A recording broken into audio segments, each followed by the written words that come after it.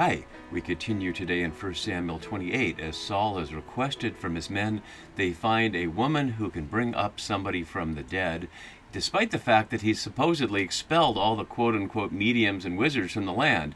And yet here he is about to go to Endor to meet this woman in his desperate hope that he can find something that will give him a line to Yahweh and know what to do in the face of his terror of the approaching Philistines. So as we continue, I want to do a couple things just to set us up for our context. As you can see on the right side of the screen, we've been following this chiasm through the second half of 1 Samuel. And although we looked earlier at chapter 29 and 30 for reasons I'll show you in a second, now we're back here in chapter 28 in this green section, parallel to this green section here. And we'll see one of the parallels is up here. Saul said to his daughter Michal, married to David, "Why have you deceived me?" And now the woman will say to Saul, "Why have you deceived me?" among other parallels. So the reason we're doing this out of order is because of these sandwiches here and what they say about the sequence of stories. So our chapter here is in the middle of this narrative sandwich between David's two encounters with the Philistines under the guidance of King Achish of the Philistines. And that's parallel up here to the two stories of David and Saul in the cave with David, Nabal, and Abigail in the middle. And as we saw in the first of these sandwiches, Abigail gave David good news about his future, and here the woman is about to give Saul bad news about his future, at least via Samuel. So what we've seen in these is a series of reflections on people in power and their foolishness. Here was Nabal as a rich landowner who his own wife Abigail called a fool, the very name of him, Nabal, meaning fool. In these chapters 27 and 29, we saw the king of the Philistines, Achish, looking like a complete fool in his utter trust of David in the face of his generals' understandable distrust of him. And here in this story, it'll be Saul who plays the fool in the face of his terror of what he does in the face of Samuel. And really, as we get to these end chapters, we've been summarizing really the entire journey of Saul. So as you can see here on this chart, which I've showed before, but I'll bring it up now as we go through 1 Samuel 28, all these parallels between what we see in 1 Samuel and previously throughout Samuel. Not only the immediate scene in chapter 15, which echoes a number of times in especially Samuel's response that we'll see down here, but throughout. So this is really a reflection on the entire ministry of Saul, if you want to call it a ministry, his entire reign as king and his relationship with Yahweh, because the next time we see him, he will be dead. We won't see any description of him in battle in chapter 31. We'll just hear that the Philistines came upon him and Saul, or him and his son Jonathan, and killed them. Although we'll get two conflicting stories in 1 Samuel 31 and 2 Samuel 1 of how Saul died, and David will have to deal with that. But that's a separate issue from what the entire book of 1 Samuel is saying both about Saul and about monarchy. Because as I've been suggesting in these last few chapters, and if you haven't watched the introductory video for 1 Samuel 27 to 31, I encourage you to do that. There are a number of elements in these chapters that suggest that this section, if not the whole book of 1 Samuel, is an exilic or post-exilic reflection on monarchy. We saw back in chapter 8, of course, the ambiguous response of Samuel and Yahweh to the people, the elders of Israel's call for a monarchy with a sixfold take as what kings will do, and yet the people claimed a human king, even though Yahweh said to Samuel, "It's not you they're rejecting, Samuel, it's me, Yahweh, they're rejecting as king over them. But let them have their king and see how it goes." And really how it goes is they end up in exile. So although in this immediate story, David is portrayed as more faithful to Yahweh than Saul, and Saul is portrayed as a terrified fool, really there's a larger question of monarchy at stake in this entire chapter and the reflection on the whole book. So as we look back at the sequence, we can see that the stories we saw in chapter 27 and 29 are followed directly by the stories of David at Ziklag in chapter 30, whereas this story we're looking at now is simultaneous with this. And we saw there are a number of examples of that based on the parallels in Third Day. Again, I encourage you to go back and look at previous videos if you're not familiar with it. So while David was down here rescuing his people and restoring order and establishing himself as a just legislator by deciding that all his people who were with him would share equally in the spoils, regardless of whether they went to the battle or not, Saul is up here in terror and desperation, seeking to do something that he banned in order to get access to a Samuel, whom we'll see next time refuses to talk to him about anything at all other than to say, "You already know the answer to your question." So also, as we looked at key words here, so we're in this section here, and plenty of the woman herself is key. And notice how she's not described by the narrator as a medium or as a witch or any of the other terms we looked at last time. She's simply the woman. And as we also saw last time, and we'll see it in her action here, the text does not criticize her in any way whatsoever.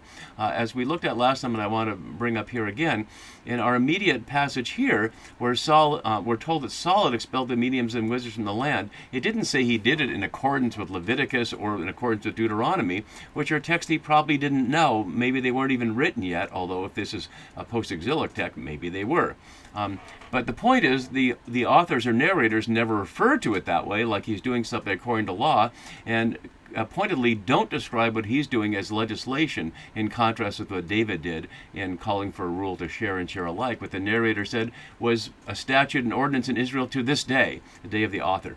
So Saul's doing this is simply one of his acts, exerting authority, but whether it's Yahweh's will or not is an open question, despite what we see in Deuteronomy and Leviticus. So we'll have to look at that more when we look at the characterization of her and her relationship with Saul and her relationship with Samuel. Okay, so that's probably enough to get us going. Let's jump into our story, and I'll put the key words back up here. So, starting in verse 8, already Barbara Green notes the stress is not on the illegality of the means Saul must use to gain access to Samuel, but on the fact that the king is so bereft that only the dead can now advise him. And as she continues to say, in the scene the woman seems only to see and Saul only to hear. And many scholars have noted that Saul is about seeing here, that she's about seeing and Saul is about hearing. So he disguised himself and put on other clothes, using the same word, shapes, here, as what David did in the presence of Achish in chapter 21. But David didn't do it by changing clothes. David did it by playing the madman and letting spittle drool down his face, etc. So that's not a clothing example, but it is a disguise example, as we look at clothing symbolism in the entire books of Samuel. So, and I want to highlight this just for a couple of minutes to highlight what Saul's clothing means. So here's our immediate passage down here, and let's look at it backward. So David, back in chapter 24, had stealthily caught off a corner of Saul's cloak, just as Saul caught the hem of Samuel's cloak and tore it up here, and Samuel made that a symbol of the kingdom being torn away from him. Earlier, following back from here, Saul tried to clothe David in his royal armor, and yet David said he cannot walk in those, he's not used to them. Then we see over here in chapter 19, Saul stripped off his clothes and lay naked, and the question was, is Saul also among the prophets? Is he among the prophets? Is he among the kings? Is he among the people of Israel at all in the end? So we see there are a number of elements in which Saul's clothing expresses either his role or his lack of a role, and certainly we associate special clothing with kings, although no specific kind of clothing, including nothing like a crown, has been named in these chapters. So he disguised himself, obviously, so the woman wouldn't perceive him as the very man who has ordered her not to be doing what she's doing, even though she's so plainly doing it that his men knew exactly where to find her. So continuing, he put on, and the word for put on is echoing what we saw earlier for David trying to put on Saul's armor here. It's also used in other texts as becoming clothed as a personal attribute, so metaphorically there. And other clothes, beged is normally the word for special clothes, but it doesn't specify here any particular kind of clothes. As Bodner notes below, now in an unwitting symbolic gesture, he divests himself of his royal garments before going to learn of his own impending death. And he and his 2 men went with them. Nothing more is said about them. Are they meant to be witnesses or to protect Saul? They're just there. And they came to the woman by night. And Bodner quotes Elie Wiesel from his book Night thus: 3 men walk quietly in the night, the king and his bodyguards, silent shadows moving breathlessly so as not to make a sound. The enemy, powerful and bent on vengeance, has established a camp nearby. Bodner also notes that going at night symbolizes a lack of spiritual perception, just like the blind Eli back in chapters 3 and 4. So just as Eli represented, when he fell off his seat, the fall of the house of Eli and the corrupt priesthood, and Samuel's sons were corrupt, now we see Saul coming at night. We don't learn about what Saul's sons are about, other than Jonathan, though, until the next book, until 2 Samuel. So he says, consult a spirit for me. And this is a word otherwise used for prophets and exclusively other than in the prophets, an exclusive word used by the Deuteronomistic historians. And we see it several times here.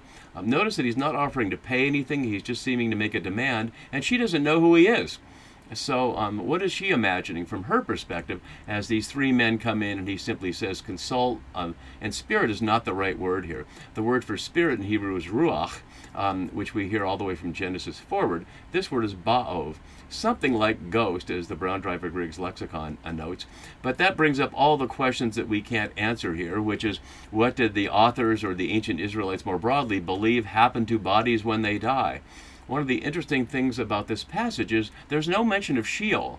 And Sheol is mentioned otherwise as a place where all the dead go. It's not the same as hell, although some people misunderstand it that way.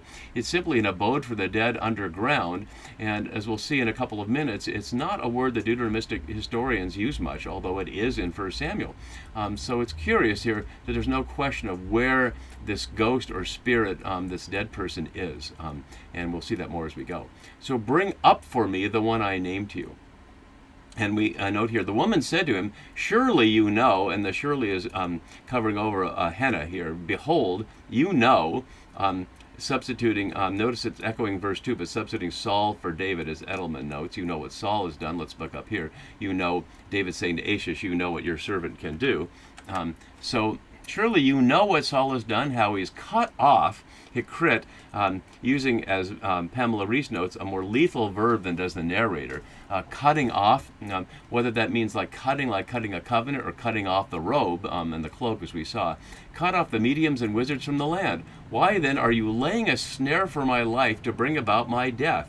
Using this word here, only here in the Deuteronomistic history, other than these couple of times, and then in Daniel 5 in the Hitpatel form as strike at. So it clearly suggests that she believes that he's trying to trap her, that maybe he's a spy for the king and he's there in order to get her in trouble. But Saul swore to her by Yahweh. And notice she still doesn't know who this is. So who is this person saying, as Yahweh lives, no, punishment is the wrong word, we'll see in a minute, shall come upon you for this thing. And as Samora notes below, it is certainly ironic that Saul uses this formula while seeking guidance from the spirit of the dead. And as Susan Pickett adds, ironically swearing by the very God whom he disobeyed by asking the woman to perform this deed. It's even more ironic than that, because as we saw earlier in the Achish story about who uses the phrase Yahweh lives. And we noted earlier that Achish used it. The Philistine king, the last time we saw this here, or we saw it last time, but it's after our passage, said, as Yahweh lives. So the Philistine king calling upon Yahweh is oddly as strange here as Saul calling upon Yahweh, because we've already heard that Yahweh will not speak to him by dreams or by Urim or by anything else, and he's named that out loud as well. So two people, Achish and Saul, as fool kings who call upon Yahweh about things that they really have no power over. The word for punishment here, aeon, used a large number of times, but as my note below from Hamori notes, almost always means iniquity, referring to an act or guilt, which is the consequence of an act. Saul does not promise not to punish the medium. He tells her that she will not bear guilt. Rendering the word as punishment in this verse rather than its vastly more common meaning guilt is a choice that reflects a prior assumption about the text view of a woman, which is highlighting what I was noting last video, is that older commentators, especially male ones, started with many assumptions, negative assumptions about this woman, whether she's a quote-unquote pagan or a witch or doing something illegal or many other terrible things like that, that as more recent women scholars and male scholars have noted is not supported by the text. So, as Yahweh lives, no guilt shall come upon you for this thing, or literally this word, which will be used again in 28:18. So then, apparently agreeing to it, she says, whom shall I bring up for you? My note below suggests the question, do her powers and her mercy represent a cloaked intervention of that forbidden Astarte, the female goddess of love and sustenance? And I'd suggest that's a similar kind of prejudice. Why should we assume that this woman has a relationship with this female goddess who's not the God of Israel? But an important link is in 1 Samuel 2:6. As my note below says, she's usurping Yahweh's authority, at least according to Hannah, as we see here. It's Yahweh who kills and brings to life. He brings down to Sheol and raises up. And this is one of only 2 times the entire books of Samuel we see Sheol, the second time being in a psalm attributed to David at the very end of the second book. So although it's in her prayer here, although it's attributed to Yahweh as the only one who can kill and bring to life, bring down to Sheol and raise up, the woman agrees that she has the power to do as Samuel asks. The The term here for shall I bring up is, as we heard back in chapter 9, let's look back there at the very beginning of the Saul story where the question was going up to the town. Now go up and you will meet him immediately. That is to say, Samuel. So the initial encounter between Saul and Samuel was between women telling him to go up, and now is with the woman offering to call up Samuel once he names him. And he says here, bring up Samuel for me. And as Bodner notes below, why of all people does Saul want Samuel? We'll see his own answer in verse 15. Diana Edelman notes the likelihood of multiple dead Samuels, but the right one responds. We can't know any more about it than that. When the woman saw Samuel, although it isn't clear yet that it's Samuel, which is an interesting thing, because in verse 13 we'll see the woman said to Saul, I see an Elohim, a divine being, coming up from the ground, and he knows it's Samuel in verse 14. We'll look at that more next time. So this is probably the narrator telling us that it's Samuel we see. Whether she recognizes it now and then she's pretending here is an interesting question. But when she sees him either way, she cried out with a loud voice, echoing Samuel himself. Let's go back and see that in 15:11. I regret that I made Saul king, for he has turned back and from following me has not carried out my commands. That's Yahweh speaking. And Samuel was angry, and he cried out to Yahweh all night. So again, here at night, she's crying out in the midst of Samuel there. And so now she gets it. Why have you deceived me? You are Saul. And that's the parallel that matches Mishal earlier. The word for deceived here is curiously a play on Ramah, the home of Samuel on this side, if you will. Here is a PL verb meaning to deceive, just as Samuel will in turn pun on Shaul, to ask, as we'll see. You are Saul. And as Bodner notes below, he says, I find it utterly baffling how the woman perceives Samuel the prophet and then immediately is able to identify Saul. Noting the futility of scholars who try to reconcile this by naming different sources that have been clumsily put together. Whatever it is, she's a medium, she's a seer, a prophet. We don't know the extent of her powers, but she gets that it's Saul. So let's go one more verse before we stop for today. So notice that now that she knows it's Saul, the narrator refers to him as king. Even though he's not really still king, it's been taken away from him. Now there's no need for disguise. And he says to her, have no fear, what do you see? Notice the man who we heard earlier is terrified, telling her not to be afraid. This is what she does. Why would she be afraid? It certainly sounds like the king here is projecting. And the woman said to Saul in a very interesting form, I see singular here from the English, but it's Elohim, which is always plural. Whether it's a plural of majesty in the sense of Elohim can mean simply greatness. It can be used as an adjective that way, like in the beginning of Genesis, a mighty wind, or a spirit from God can translate the same phrase, Ruach Elohim. So I see Elohim coming up from the ground. How a human being who is dead and rising again in this sense could be perceived as an Elohim, what it would mean to see an Elohim is all something the text can't tell us. So well, let's go one more verse here just to finish this, and then we'll get to Samuel and Saul next time. So he said to her, what is his appearance, or literally, what is his form? Questions that came up about form earlier, about Saul's form. She said, an old man is coming up. He is wrapped in a robe. The little robe that Hannah gave him, which has been his symbol, much like Elijah's symbol is the leather belt that John the Baptist takes up.